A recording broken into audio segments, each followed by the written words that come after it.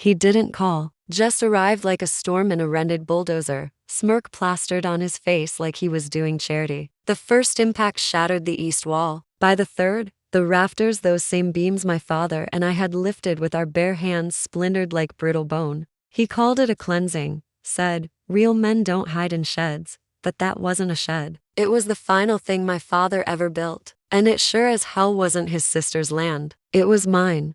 Now, so is his bankruptcy. He was one of those men who thought value came in decibels and inches, louder voice, bigger truck, wider stance at barbecues, always needing to take up more space than anyone asked him to. I put up with him for my wife's sake. Back then, I still believed in family. Even when he'd chuckle at my craft custom woodwork, finely made furniture, no nails, just time and care, and mutter cute hobby while my wife let out those awkward, strained laughs, I'd let it slide. But then he crossed a line. One you don't come back from. 5 years ago, my father passed. Cancer came fast and cruel, and it took him before he could finish his final project, a walnut tool chest with dovetail joints so precise you'd think a machine had cut them. After we buried him, I took up his tools and finished it in the workshop. We built together. Took me 3 months. I cried every night, sanding that wood down to glass. That workshop was him, every gouge in the table, every joint, every smell of sawdust and oil. And then my wife's brother flattened it,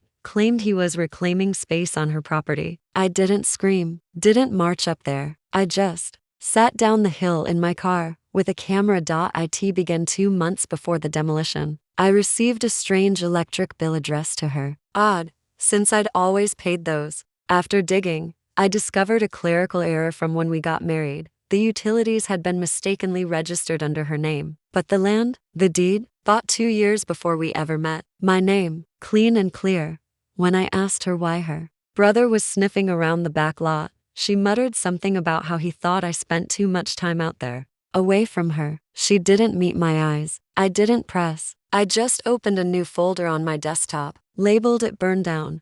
I called Mr. Harlan my lawyer. Quiet man, but a beast when the gloves come off. We started building. Step 1.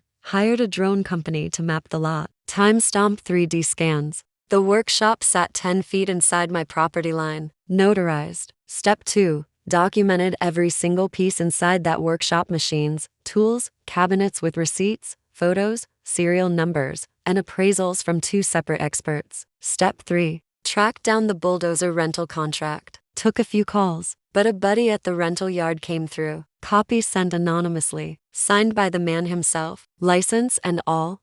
Step 4. I said nothing. When the day came, I let him have his moment. He even posted a video online, standing proud amid the rubble, declaring, "Time to reclaim the backyard. Grow a real family." That video became Exhibit A. 3 days later, he got the notice. Property destruction, trespassing, malicious intent, civil damages, estimated loss, $138,700. He laughed, called me petty, said no judge would take it seriously. He wasn't laughing in court. The deposition was where everything turned. He kept repeating my sister's land like a chant. That's when Harlan slid the deed across the table. My name, signed, stamped, indisputable. Then came the drone footage, the surveyor's report, the serial numbers, the insurance claims, the bulldozer contract, and finally the video. Each one landed like a hammer on his coffin. And then the photograph, a picture of me and my father, covered in sawdust, smiling in front of the workshop he destroyed. His lawyer leaned in, whispered something. My brother-in-law's face turned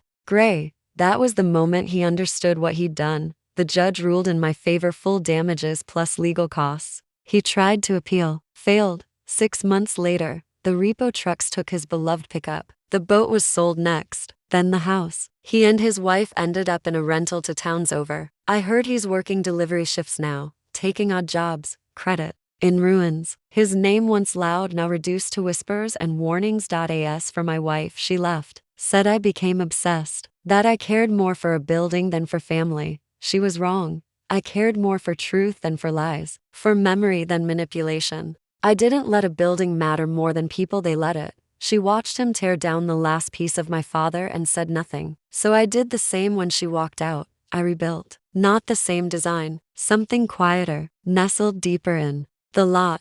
hidden by trees, no driveway, no signs, just stillness and locks. Inside, a new workbench. On top, a simple chest, walnut, dovetail joints, each one chiseled by hand. No machines, just me and time. The top drawer holds a copy of the court ruling, and beneath it, that same photo, my father and me in front of the first workshop, smiling. He thought he destroyed something. He didn't know he buried himself with it.